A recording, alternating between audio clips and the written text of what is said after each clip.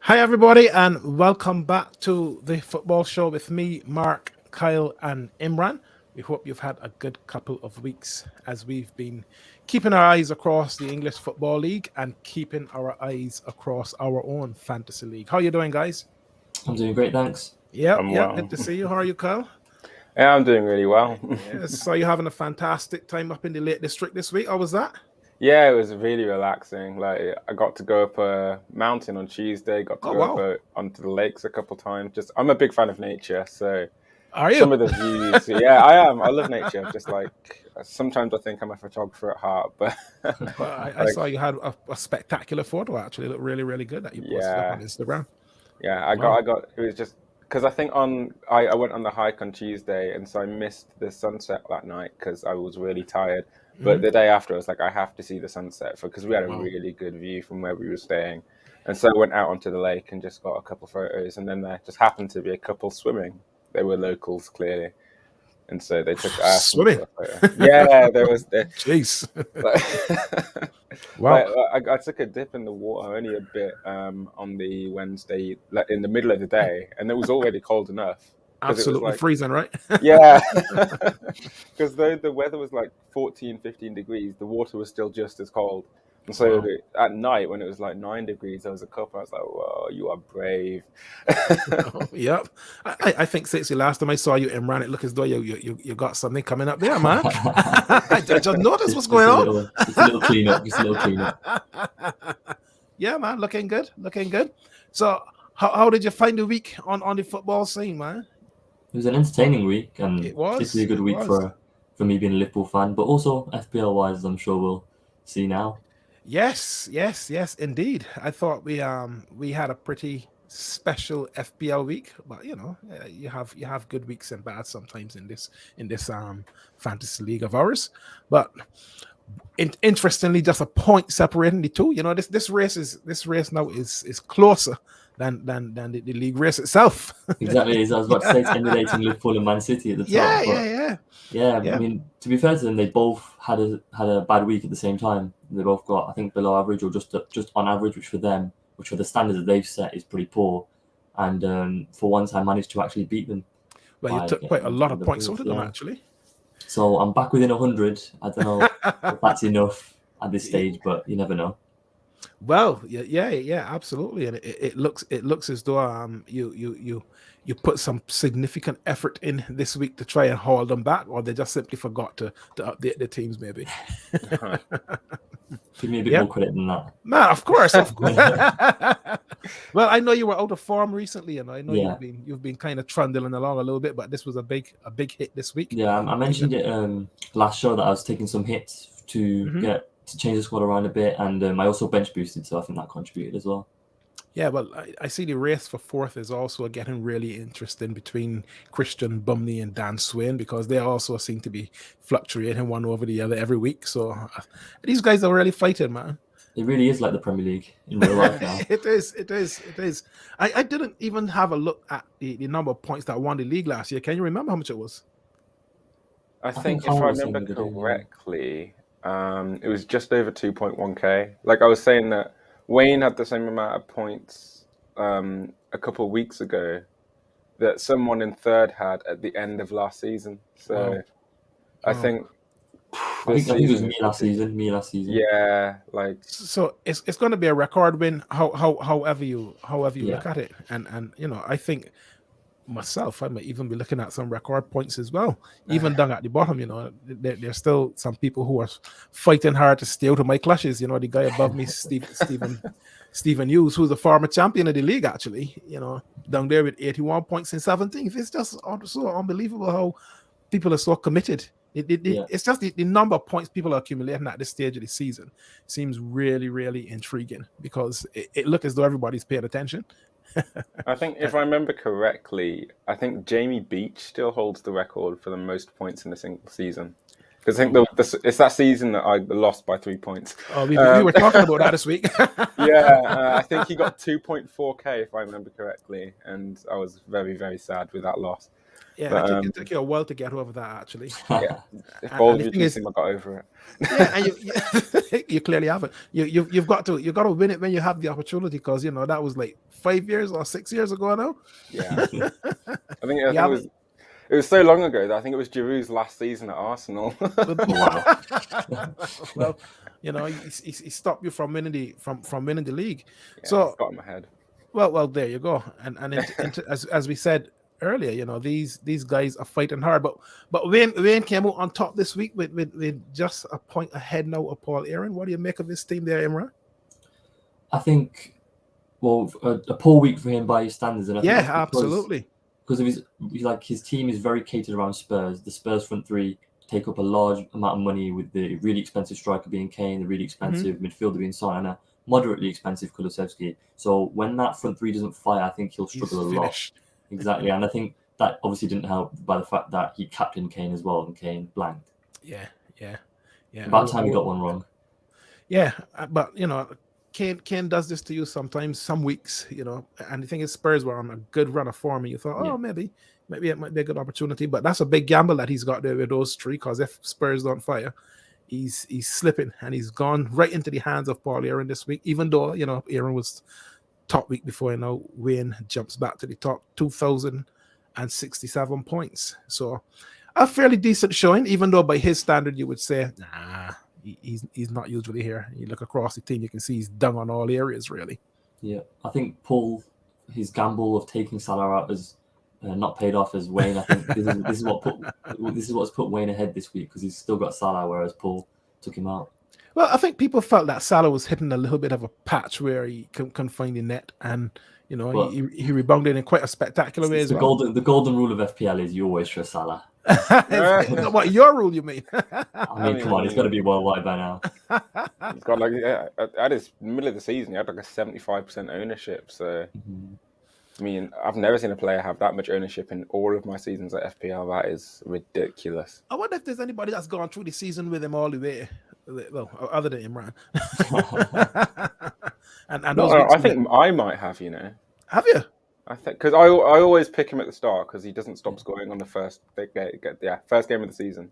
If you ever need someone to score in the first game of the season, you pick Mo Salah. So I've always had him first game of the season, and I haven't had a reason all season to take him out. So other than the African Cup of Nations, presumably. Well, I did take him out for a couple of weeks. Oh, you benched him? I didn't.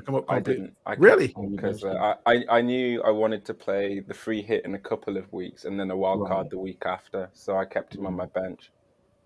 Wow. So I think, for the three of us, it was almost back to the regular running order, sadly. You topped out this week, Imran. You topped out this week, man. Huge week. For once, I finally got the captaincy right, and I think Barnes, it was a double game week, and Barnes didn't start the first game, and I was like, another week where it's going to be a nightmare for a captaincy choice. But luckily, he started the second game and managed to bag a goal. Yeah, and 84 points is some going at this point of the season, I know, and it's a very big leap for me. But of course, it came with the fact that I had to play the bench boost. Whether that was the best time to play the bench boost because some players didn't play, for example, Sterling didn't get a shout in the City game. And I think, James did play, but I think he was, because of the goals conceded, he still got 0 points. So I think it was a questionable decision to go for the bench boost, but overall it just about paid off, and we'll see when they use their bench boost in the later weeks. Well, I see you've been sticking with Ramsdale in goal actually for the last couple of weeks. What's going on there? I just can't justify using a transfer on a keeper for another keeper. Another 6 weeks. Exactly, because I think there was so much to change for my outfield that I didn't really prioritize the goalkeeper. So maybe if I've got a free transfer spare, I'll look into it. But for now, Ramsdale still gets a lot of saves. But the Chelsea, it wasn't great, was he? No, he wasn't. Let's be honest. And but he still scored 3 points. And it looks as though he's going to be there now to the end of the season as well. So you never know. And Kyle was snapping at your heels. I think it was the last game last night with Burnley and Southampton. I think that tipped this one between the two of you. I mean, honestly, I know I'm probably giving you a bridge here to say we still beat you 4-2, but Arsenal quite disappointed me this week. Oh, wow. Honestly, wow. That loss against Southampton totally devastated my FPL, man. Like, I think up until that pen, because Saka, did he get an assist against us on Wednesday? I can't remember if he did. He scored a But pen. No, what I'm saying is before he scored the pen, because I had him as captain, I think he essentially blanked in the Southampton game, and he's on the way to blanking in the Chelsea game. So I was like, this is just another abysmal week to pick any kind of Arsenal plays in FPL. But then Saka went and scored. Smith Rowe went and scored. So I'm really surprised that you've got 3 Arsenal players across the middle of your team. well, you were in form. I mean, it's not my fault that you went and lost to Brighton and Southampton. But like, when you're in form, you expect a club like that to be rolling over Southampton and Brighton with ease. But you didn't. It started with Crystal Palace, don't forget. Oh, yeah, true. I mean, Crystal Palace aren't one of those sides. Crystal Palace are a fantastic side. I mean, I was very nervous going into that game last week in the FA Cup semis, but we won quite comfortably. So. Well, again, a big, and I think you did move up a position in the league this week as well. After this, back to 9th. Listen, 9th is all right, man. I'll take 9th. No, I'll take 9th right now if anybody was offering it. To be fair, honestly, I think between January and now, all it's been with FPL is me overtaking Paul Chandler and Paul Chandler overtaking me in 9th and 10th, just over and over and over again. Like, no one is moving. Like, I think the gap between me and 8th, I think it's either Arjun or Essen that's 8th. And I think they had a massive, massive week a couple of weeks ago. Yeah. And so the gap between me and Paul and whoever is in 8th just grew. And so unless one of us unless one of us has a monster week, I'm not sure I can catch 8th back. I think you're probably where you're gonna finish. Yeah. I'm just hoping I don't go below 10th, because that'll be miserable. I hope we get Bajan Girl 70 to come and join the Fantasy Premier League next season. That would be awesome. Talking about Go Arsenal. So come on, come join the league and let's see how good you are. I've got a feeling I know who that is actually. But look, I went to the top of the 3 of us the last time we did the show, but this week I kind of resume my my regular position of 3rd between the 3 of us. But 60 points for me is fantastic. I've written off this season already. I'm like some Man United players. I'm already on the beach preparing for next year, thinking about all of the changes that I'm going to make. So I was quite pleased with 60 points. I went weirdly with 4 across the back, which I don't generally do at all. I felt United playing twice, Bruno might be able to do something, but he's such a disappointment, man. I mean, oh my days. I don't think there's a more miserable player in the whole of the Premier League. He's just so miserable. And he just seems to always get agitated with everything, and his performance levels always seem to be dipping, and it doesn't seem to work out. And I thought perhaps this week playing twice might have been a good opportunity to secure some points off some United players, but that just did not work well. 6 points from captain is like, bad choice. I mean, I remember before I moved to uni, which was I think the beginning of September, everybody was raving about Pogba and Fernandes because, like, I think they had that bright start against Leeds where I think Pogba and Bruno both got a good amount of goals and assists, and then over the next weeks they got a good amount of goal contributions. Then middle of September hit, and then since I got here, I don't think I've heard either of their names spoke positively. Like, they've just Bruno especially. Like Pogba gets rinsed quite a lot for his performances, but I can't. No one talks about Bruno anymore. Like, we don't talk about Bruno.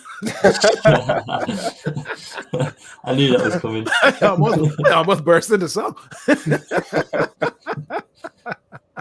But I was, Go ahead, Imran. You're right in the fact that I think one of the flaws of Bruno, because he can be an incredible player, is he's a bit too emotional when he's playing. He gets influenced too much. If he gets agitated, then I think he loses it a bit. And I think that's one of his big flaws. He doesn't seem to be able to control his emotions on the pitch, and he loses it quite regularly. Always going on at the ref for some reason. I don't know. You just think, calm down, man. What's wrong with you? But I suppose perhaps, and we haven't talked a lot about Manchester United in this show, but tonight we thought we'll do so because they've been all over the news this week, and it does make you wonder when is the next time they're likely to win the Premier League, actually? Because they seem so far off. And as we were preparing for this, we thought, well, let's just go down the list, or go up the list, however you want to play it back, from Moyes to Eric Ten Hag, who got announced this week. And you just feel to yourself, if you look at that list of managers there, vastly experienced, Moyes and Van Gaal and Mourinho. Michael Carrick, I think, has probably got 100% record, if I remember correctly, because I think he played 3 and won 3. Yeah. But for every start, there just seems to be a stutter. Yeah. And then you look down and see Ollie actually got 100 games, which is quite surprising. Yeah. I was quite surprised when I looked at that stat. I said, really? He actually managed over 100 games? Wow. Is that just Premier League games or comp? Premier League. Premier League games. Got the most of the lot, which is really intriguing. Mm-hmm. And the win percentage, well, you probably would expect Jose, the serial winner, to be in there, but he's not ahead by much. But when you look at the experience that they've had over the course of the tenure that since Alex Ferguson left, everybody seems to part the argument with managers all the time. But these are guys who've done a terrific job, except for the likes of Ollie, who's quite young, and I don't really know what Ranić is doing. But anyway, I don't think anybody can work it out. You're not wrong, yeah. No, but it's true. It's true. Mm-hmm. You've got to ask yourself now, is this new dawn that's coming, is this really going to do or deliver what the expectation is of the United fans? Mm-hmm. And I think the fact that all these managers have come and failed points to the fact that it might be a problem higher up, and I think a lot of United fans share that thought as well. And I think you look at the recruitment, it always goes back to the recruitment, and that is the main thing I think that has stunted Man United's growth in the past few years. The amount of money they're spending on par with Pep Guardiola's City, and yet they have nothing to show for it, and it's just because of the amount of failed signings. It feels like when they go to sign a player, they look for the commercial side, for the glamour of it. How many shirts is he going to sell? Exactly, rather than how they perform on the field. Yeah. So they'll opt for a 75 million option rather than a 34 million option. For example, I'm pointing to the fact Sancho be like Diaz in that situation. Like they will always go for the flashier signing, whereas they should go for the money smart and football smart signing. Yeah, and it does. I mean, that game the other night was so intriguing. I think it was like the first 25 minutes they didn't even have a touch in the Liverpool penalty area, which was what? Yeah. You just thought, how has that club got to the level that it has got? But I think even in saying that, I was saying to Chris this week, for as bad as they are, they're still fifth in the league. Exactly. I think it comes to expectation, because I was having this thought. One of those random thoughts you have on long journeys is that back when I was like my brother's age, like United was such a feared club. You couldn't go to school without one United fan reminding you that he was a United fan, and like you can't find him now. Like nowadays, it's like they're so quiet a club, and it's because like back in the day they were so staple. They were the English team, the team of English football. And nowadays, because you've got like, I remember having this debate with, it wasn't really much of a debate, it was more just the usual conversation me and Imran had at the beginning of the season, where it's like, has Liverpool City now become a bigger game than the Manchester derby? I can't remember the outcome we had in that conversation, but like, I mean, I would say it is, just because of how far United have fallen and how major a club Liverpool now are. Like, yes, the Manchester derby has a massive amount of history, but like, it's like we said a couple of weeks ago, you tend to just assume that City will win the game. Yeah. I love to hear when you young people talk about how big a club Liverpool has suddenly become. Liverpool is the biggest club in England, the most successful club. It's not, it hasn't just happened it's recently. Very ironic that United used to promise, like when I was growing up and seeing obviously what Liverpool went 30 years of the horrible spell, and United fans used to always claim when the things started turning, when David Moyes was sacked, we'll never do a Liverpool. We'll never be like Liverpool going 20 plus years. I tell you what, 10 years has gone almost already. They're on the slippery slope, and it's happening right in front of our eyes. It's beautiful to watch for me. You can't believe that Alex Ferguson has gone almost 10 years already. But when you look down that list there, you can see how change has perhaps been managed quite badly at United, because they don't know what they want and they don't have the patience. And I think that's the key. you can make all the announcements you want, but if you don't have the patience, you're not going to win anything. And there have been some good names in that list, and you just wonder had they stuck with one or two of them or had a more longer term strategy, whether it would have made a difference to where they are now. And you look at the signings they've got, it's all about the glamour and the big name, but it's just not working as a team. When you got a team with Ronaldo and Pogba and Sancho and Fernandez, huge, Varane, huge names, right? But they just can't seem to make it work on the day. So it seems now that all of the hope has now landed with Erik ten Hag, who is the manager at Ajax. What are your thoughts? I mean, go on. Patience is an interesting point that you've just made. You've got to have it.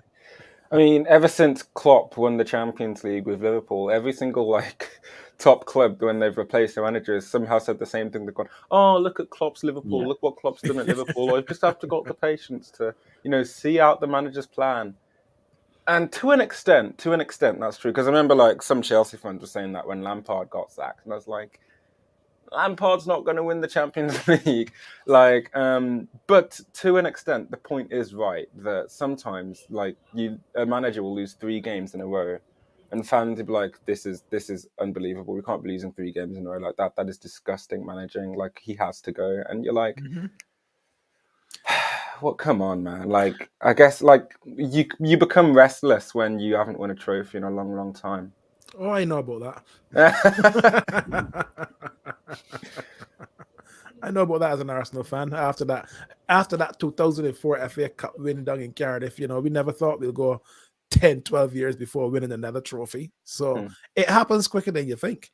But I feel as though with Ten Hag coming, he hasn't got any Premier League experience. But somebody might say it, but that doesn't matter. He's a good manager. It shouldn't matter that he's never managed in the Premier League. But the Premier League is a little bit of a beast in its own way and has its own DNA and culture around it.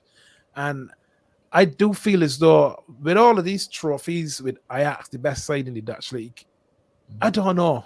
I'm not 100% convinced that he's going to actually deliver what it is they want. They've given him a 5-year contract, but, at the end of 2 years, if they're still languishing mid-table and it's not working, he probably will be gone, like Ollie. What's a reasonable goal for Ten Hag then? Because, realistically, they're not going to win the league, and it's still going to be very, very tough for him to get top 4. Well, I think Andre makes a good point. I'll come back to your question in a minute. I think Andre makes a good point because the success at United and to a certain extent Arsenal has really become the measuring stick for both of those clubs. And you think anybody that goes in at United or anybody that goes in at Arsenal are trying to do is to be as successful as Ferguson or Wenger. But that period has gone, and you almost have to say it is unlikely that we will see that kind of dominance again because how the DNA of the league has changed. You're not going to see anybody dominating the league that way, I don't think. It's just a lot more competitive. But what is his target? Well, his first target has to be to, I think, number one, to stabilize the squad and try and figure out what it is that's going on. They've got good players. As I said, we're talking about them as a club in crisis, but the 5th in the league, so a 5th in the league is not a crisis just because it's Manchester United that people are making it a crisis.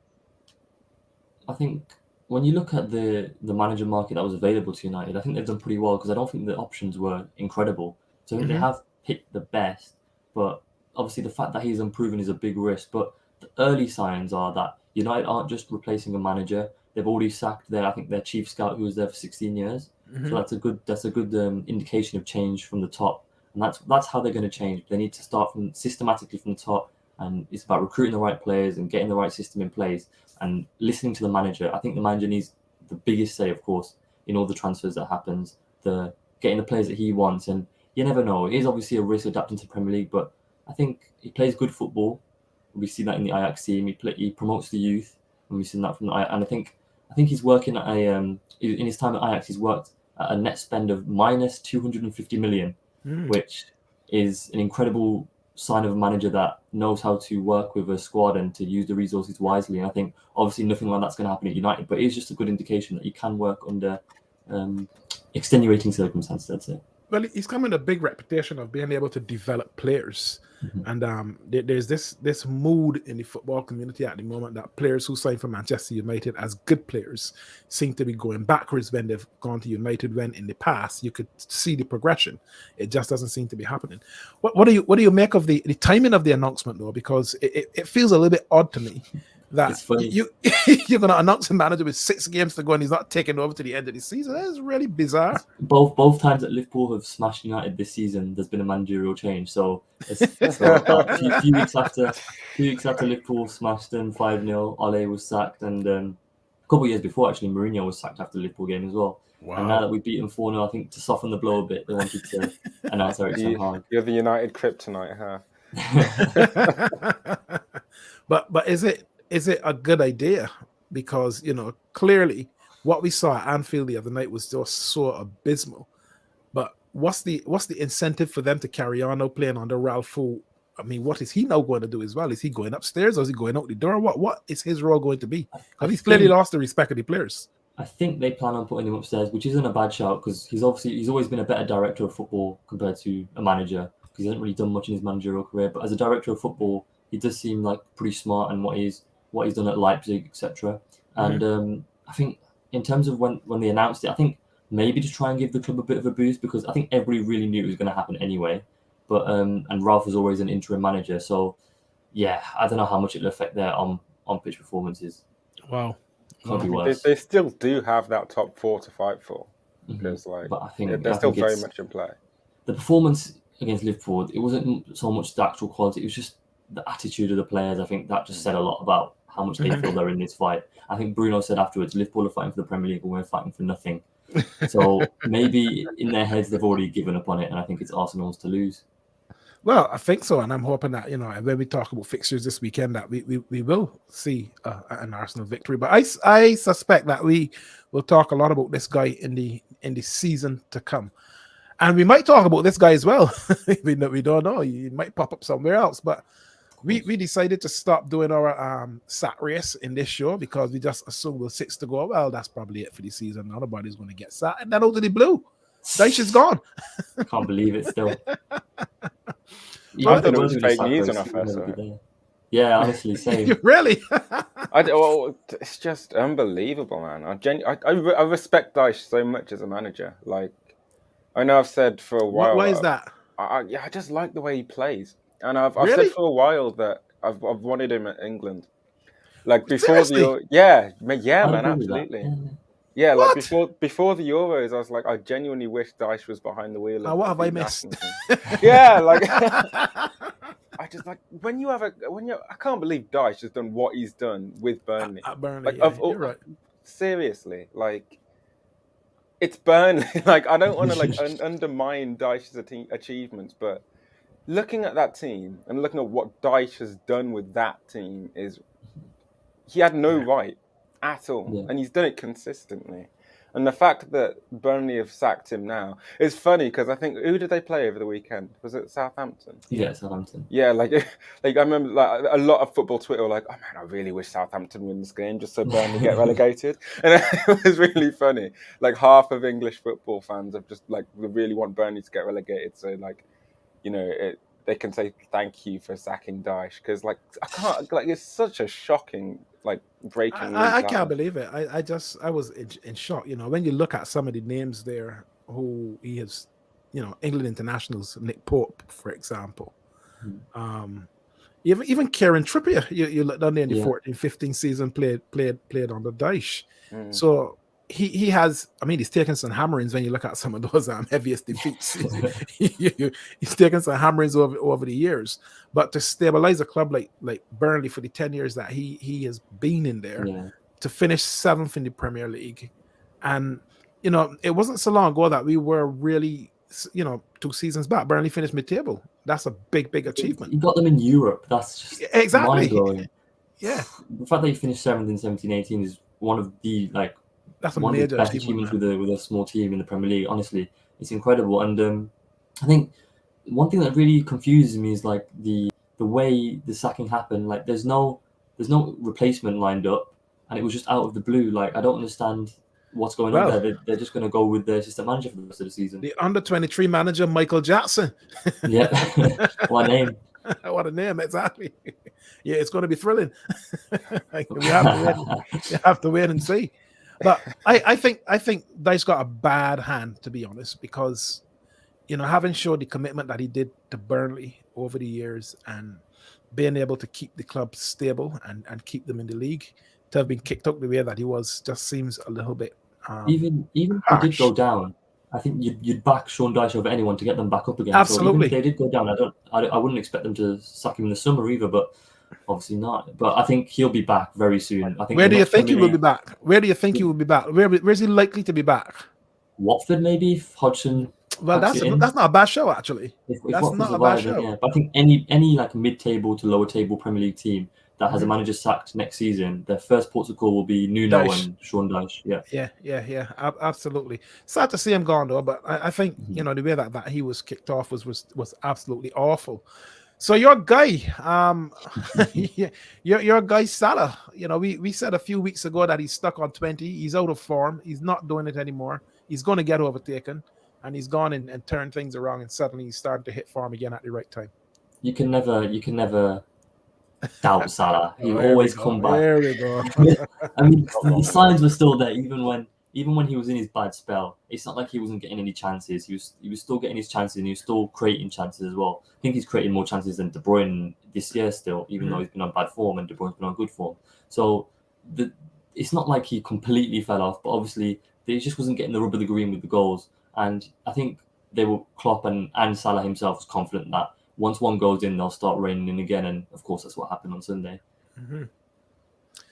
Well, it's intriguing that you've got, Salah. Diego Jota is still a fascination for me at Liverpool. I just didn't see that coming. How he love this guy, man. How he has arrived there and just every week when he gets the chance, it's gone. That has just worked so well.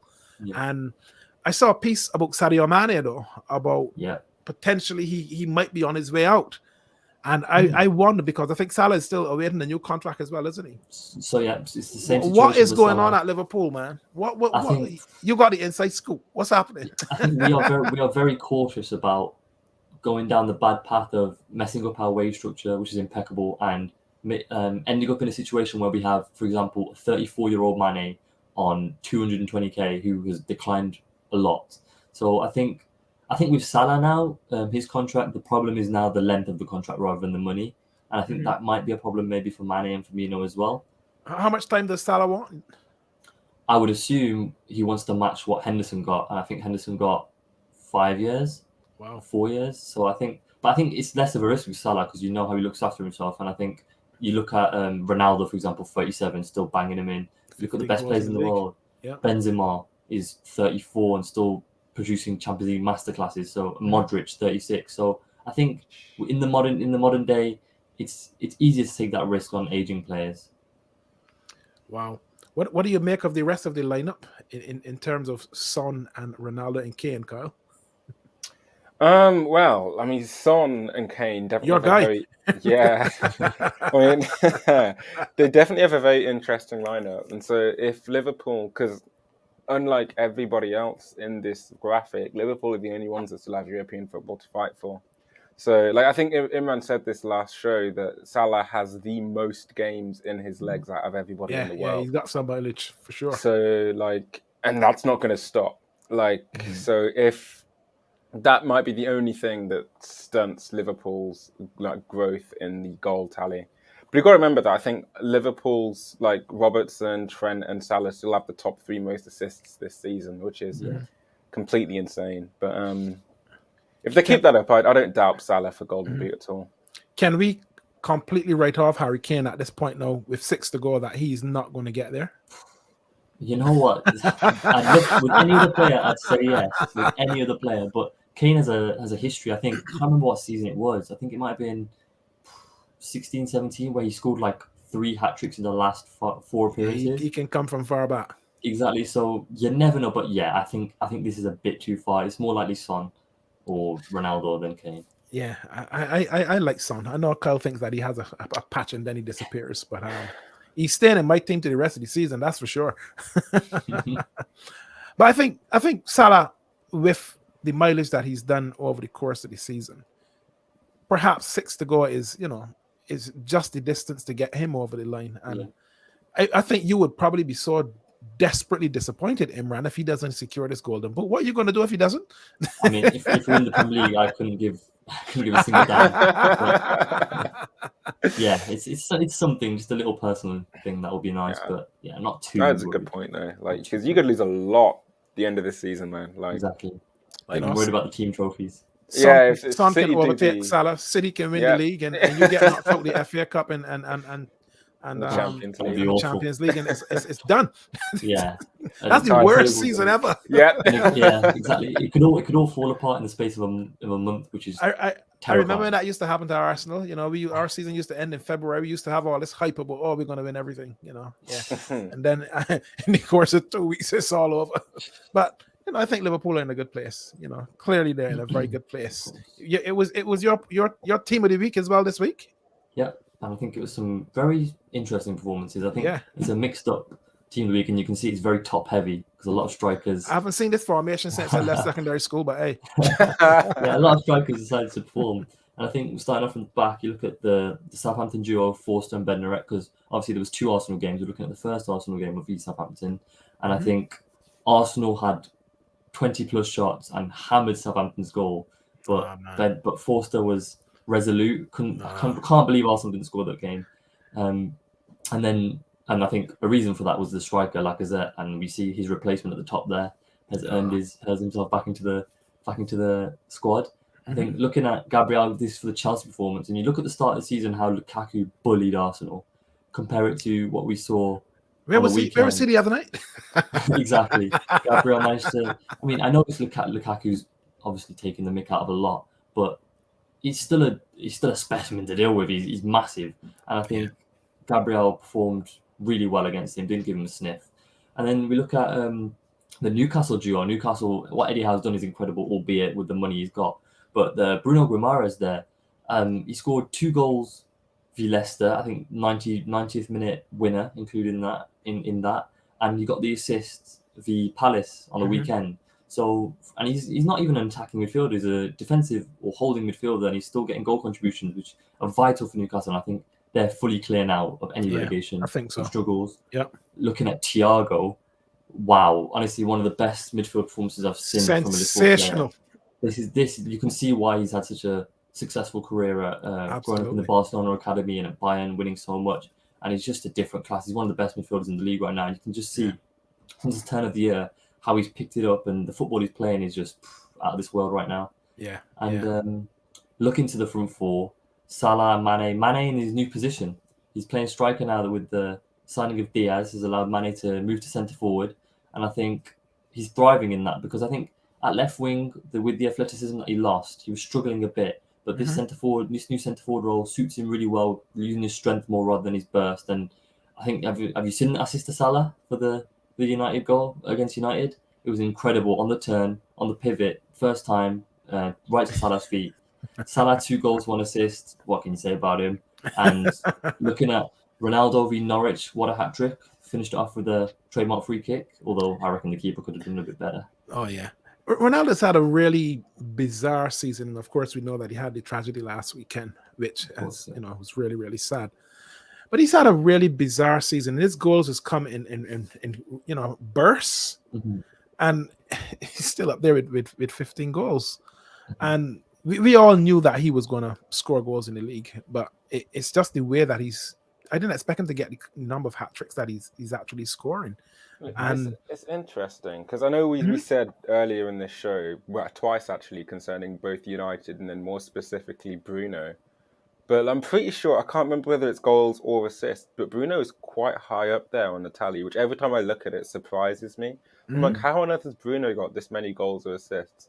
But I think United have been as a team, have been quite patchy. And Ronaldo has come to their rescue quite a lot this season. Yeah. Oh, yeah, absolutely. He's covered over the inconsistencies a lot. Yeah. And when he does, he does. Like, he's scored many a hat-trick this season. Yeah. And I see you've put young Nketiah in, who all of us Arsenal fans have been waiting. and suddenly he comes good. What a game to do it as well. Absolutely, what a He's game to do he's it. he's a proper goal scorer. The goals were scrappy, but that's what he is. He just gets the ball in the back of the net. I think what's needed here with him is some patience too, Yeah. because he does seem to have that natural goal scoring instinct. He is a goal scorer, but I suspect because Lacazette is in front of him, you do wonder sometimes whether his patience is going to run out and he's just going to try. I know he was at Leeds, I think, last season on loan, and he's got it. He's got what it will take to score goals, but whether he has what it will take to score 20 goals a season, which Arsenal will need from him, remains to be seen. But great player, and what a game it was. Yeah, I think that performance might have earned him the start for the rest of the season now over Lacazette. Well, it should do. It should do. I've been very disappointed with Lacazette, and I'm sure anybody with him in their fantasy is probably saying the same thing. But I'll be honest, Kyle, I was not expecting Arsenal to go to the bridge and win. And I was not expecting Arsenal to go to the bridge and score 4, which is, that in itself is spectacular.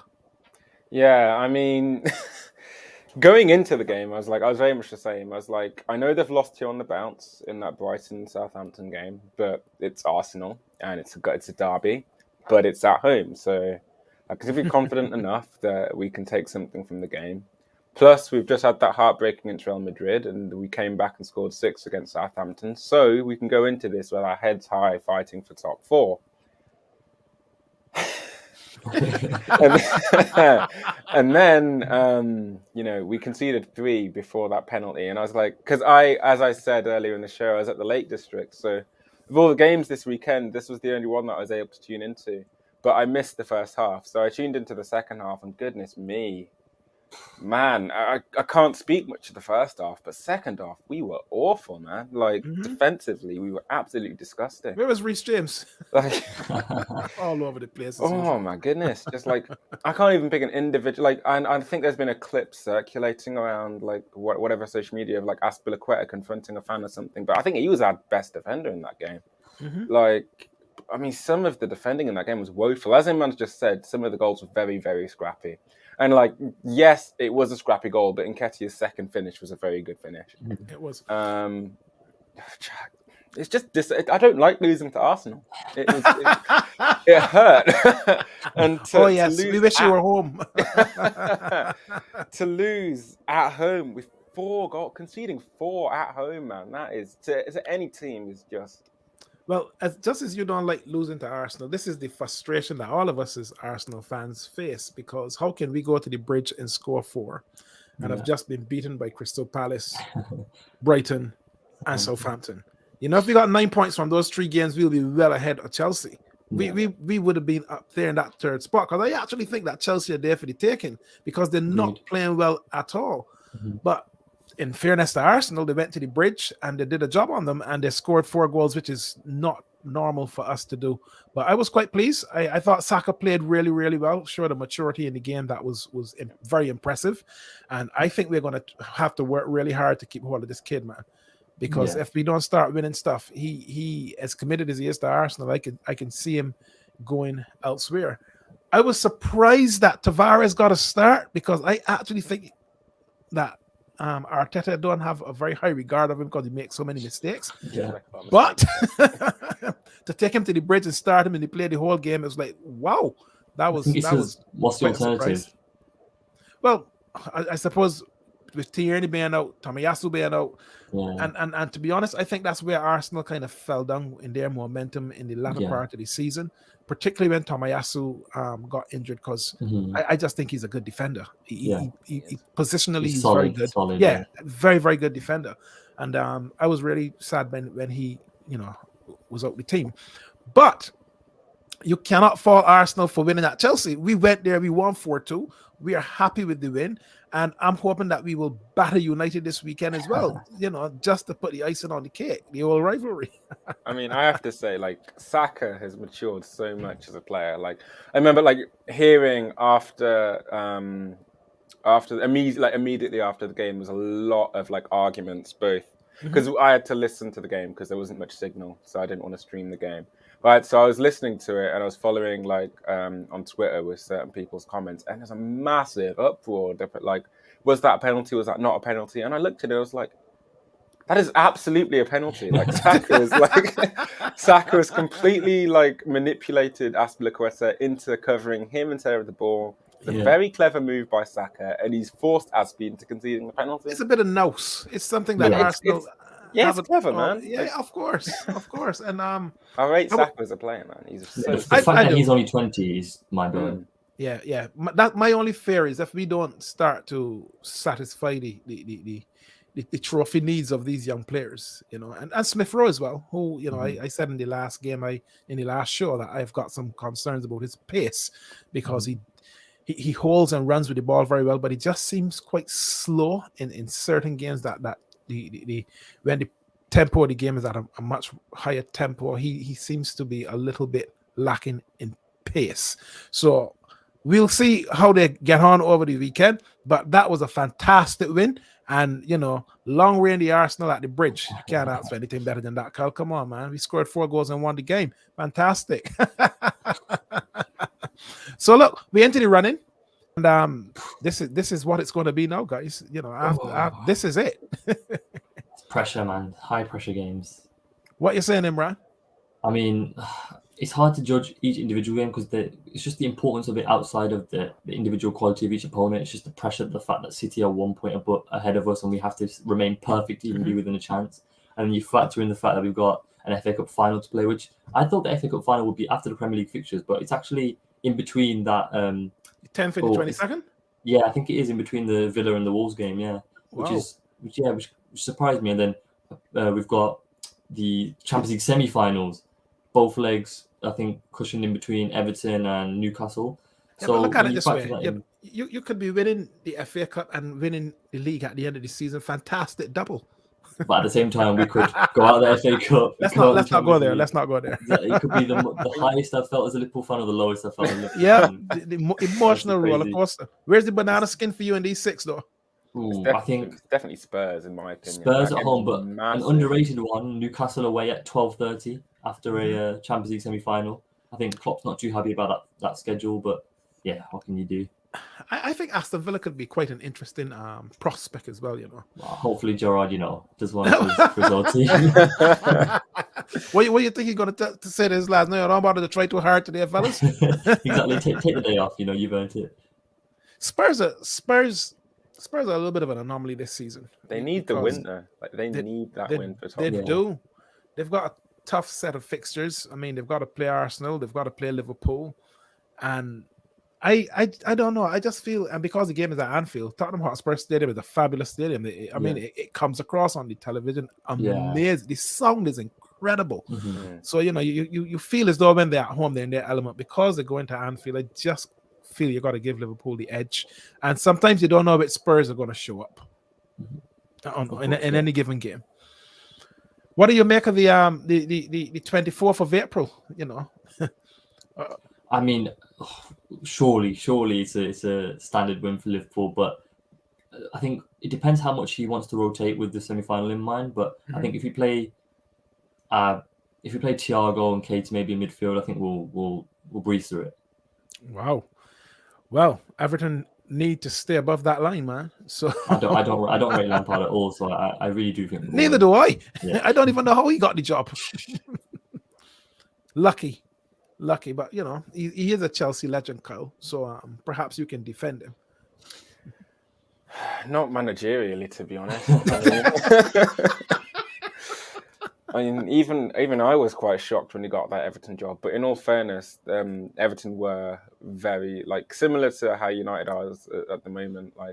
They were quite desperate and didn't have much choice. Mm-hmm. And in my opinion, United were quite lucky to get Ten Hag.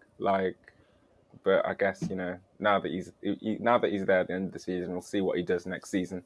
When did you say that FA Cup final was in, man? I think it's the 14th of May. Oh, all right. Mm-hmm. That United, our next 2 games are just... This is a tough set of fixtures, boy. Wow. Somehow, it kind of makes me relieved that we're out of the Champions League, because if we had to balance Champions League rotation with this list of games, especially like with the last couple of results that we've had. I'm not sure how confident I can be going into these games now. Like that Arsenal loss has rattled me. I'll be perfectly honest with you. Come on. Yeah, like part of me is quite happy though that West Ham are like. Look, I mean, I am a big fan of David Moyes, but the fact that he is in the Europa League semis does kind of lend to Chelsea. They'll have to rotate for that. They'll have exactly. to. I feel West Ham will give Chelsea a bite this weekend, man, because they've got the eye on a bigger price. Sadly, which kind of makes me more comfortable going into that game. But that United game at Old Trafford is quite big. Like, I can't. Seriously, like Imran said, like we're kind of falling in form, and United probably need it more than we do. But the thing is, they just don't have fight. Like Everton, like there's just no fight at that club anymore. I think that United-Chelsea game will depend on the United-Arsenal game. If United can get a result on Arsenal, then they'll have the momentum going into that Chelsea game. But if Arsenal beat them once again, then I think United will be dead and buried. Is the Arsenal game at the Emirates? Yes. Indeed. All right. Yeah, Wolves are always a tough side. I don't like playing Wolves at all. Never been comfortable playing Wolves. Like, you expect to win against them, they just come and hammer you with possession football, and it's like I've never been comfortable playing Wolves, both home or away. Like, I know a couple of Wolves fans believe that they're better at home, but I've always had the mentality that Wolves always perform away from home. I don't know why, but they do. It might just be against us, but they always perform away from home. I'm looking at that, and I'm realizing that Wolves, their last 3 fixtures must be Chelsea, Liverpool, and City. Yeah, because they can decide the title race themselves. Crazy. They will. I think, in fact, we haven't asked you about Timo Werner, because I think that he's starting to turn the corner a little bit. Great form, yeah. It's definitely, because I think he's. Who do we have in the? It's the first leg against Real, though. That was a making of him, I think. Yeah, yeah. Second leg against Real, because the first leg we got battered. But second leg against Real, he came out and absolutely performed. Like, I think he played, I can't remember who he played the week before, but whoever we did in the Premier League for that second leg. Was it Southampton? No, Southampton was after. It was the week before that. I can't remember who we played, but Werner scored in that game, and we played really, really well. And fans were like, yo, he's got to start against Real Madrid. And we were like, yeah, he's got to start. And so he started, and he played very, very well. And I think he got hooked unfairly in that game. And then he went and scored against Southampton. And he played, in my opinion, he played quite well against Arsenal. I think he will cause a few problems at Old Trafford, actually. I certainly hope so.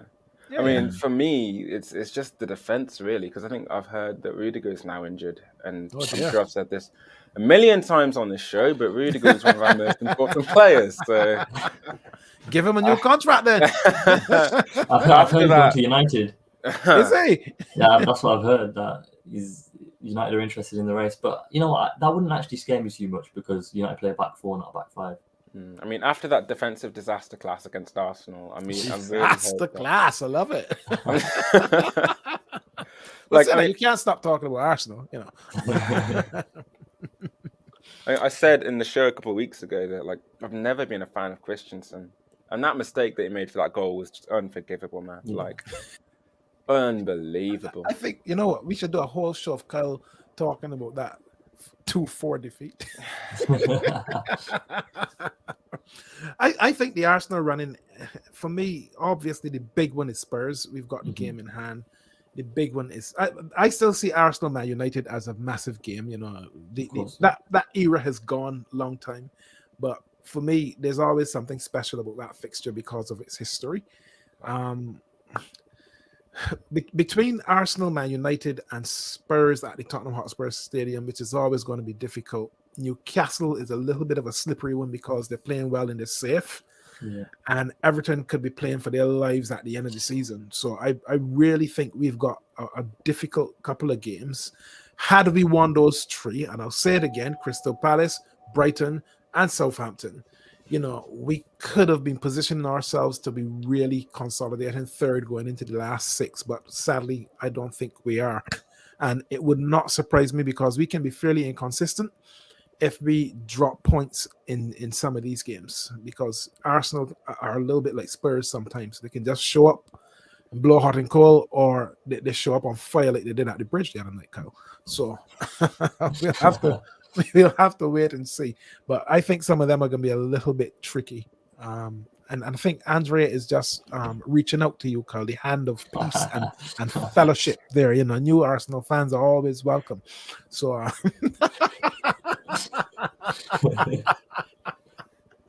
I even put on my blue Arsenal shirt for you tonight, man. Come on, man. What more can you want? Make you feel at home. I think overall, I'm not too dissatisfied with what that looks like. I think if we get over United this weekend, which I believe we should, that will give us the momentum to run through May really, really well. And when we do play Tottenham, that is the decider, that one. Yeah. Absolutely. So look, this weekend, we spoke a little bit about it. Anything else jumping out at you, Imran? I think apart from the obvious ones, the Arsenal United, Chelsea, West Ham, Liverpool, Everton, and Man United, Chelsea. So I think what I mentioned earlier is that the momentum from the Arsenal Man United game could have a knock-on effect on the games going forward through that Man United Chelsea game. I think it could affect a lot. And then I think not much else is going on. Burnley v Walls. You look at who their rivals are. Burnley and Watford got City, so Burnley have a chance to get one up on their relegation rival. Well, there's a point between Burnley and Everton. So any game with Burnley now, I think, and of course, as we said earlier in the show about the way that they treated Dyche, if Burnley survive this relegation scrap, of course, they will feel a little bit justified in the decision. But they've got 2 on the bunks. So, you know, who knows what can happen this weekend. They are at home against Wolves. I think Wolves travel well, but Turf Moor is not an easy place to go and win. And I think they'll be looking at Everton playing Liverpool and Watford playing City and licking their lips. They need points from that game. 3 points this weekend, and that really puts the pressure on, because I don't think Leeds are quite safe as yet either. That's not a bad shot. I think after this Palace game, their fixtures get pretty tough. Yeah, I don't think that they're quite safe. So the big ones this weekend, you know, Arsenal in the early kickoff tomorrow. The Merseyside derby, and of course, I guess you expect Liverpool to bring that one home, and I think most people will. And then later on in the game week, you know, United Chelsea. So, you know, Kyle, you got to do a job here now. You know, don't let them off the hook. We'll batter them at the Emirates for you and just get them well prepared. Okay, right. So we end with the table. Just a point, just like our fantasy league, a point separating the top 2. Parallels to that 18-19 season are horrible. Yeah. I couldn't believe when I was looking down this that United have actually conceded 48 goals this season. Oh, wow. Didn't they? That's worse than Burnley. Listen, when I looked down, I thought, nah, that's not right. Like, wow, who is on? But I think that's an indication how hard David De Gea has to work every game with the Well, I remember last season, Imran made a really interesting point that I kind of repeated almost twice a week, where like Liverpool had it was between 19 and 21 like centre back rotations last season, and still conceded less goals than Manchester United. That doesn't make any sense whatsoever. But I think they only was it 45 goals if I remember correctly. So the fact that they've already gone over that with 6 games to go is pretty fascinating. It shows what shamble they are right now. Yeah, it really does, and that's why when you asked the question earlier, Kyle, about what are his priorities, he's got to sort his squad out, because he's got to try and find who are the dependables and who are the ones that can really arrest the decline that has happened at United in terms of the back, the middle, and to a certain extent up front. You know, when you really think through the squad, you're like, you've got Cavani up front. Well, how long is he going to be around for? You've got Ronaldo up front. Well, how long is he going to be around for? Sancho has just arrived, but he hasn't really shone as well as you would expected. Fred has had a good season, funny enough, but nobody's talking about him. Matic is probably not going to be around for very much longer. Bruno is too miserable, and then you've conceded more goals than Burnley. So you know, there's problems all the way through the squad, and that has to be a key priority for Ten Hag as he comes in. I remember a graphic that I saw, like either just before I went to the Lake District or the week before, saying that Ronaldo is now the first 7 since Ronaldo to have 20 goal involvements in a season, which everybody was like, haha, look at how bad the United 7s have been. But then I saw a comment from a United fan saying that Cavani had like 18 goal involvements in the Mhm. first half of a season and then got injured in the second half of the season. And I think, I know Imran's quite a big fan of Cavani and always gets scared whenever he's in the starting lineup, but I don't think United have really used him as well as they could have. Yeah, I would agree. Where I think a lot of the activity in this game week is going to be quite intriguing because Burnley can be out that bottom three tomorrow, with Yeah. Everton playing Liverpool, and if they lose, suddenly you got Burnley 2 points behind Leeds and Everton scrapping around down in the relegation zone because I don't think Leeds are completely safe yet. So this is one to watch, and of course City are going to be leading the charge again this weekend, Imran. Yeah. I don't think they'll do anything but win against Watford. Yeah, exactly. So it's going to be an interesting one to see. So look, that is the look ahead to game week 34, and that has been the football show with me, Kyle, and Imran. We hope you had a good time spending an hour with us talking some football and enjoying our chat about our fantasy league, and we will catch you on the next one. See you soon. Bye. Yeah.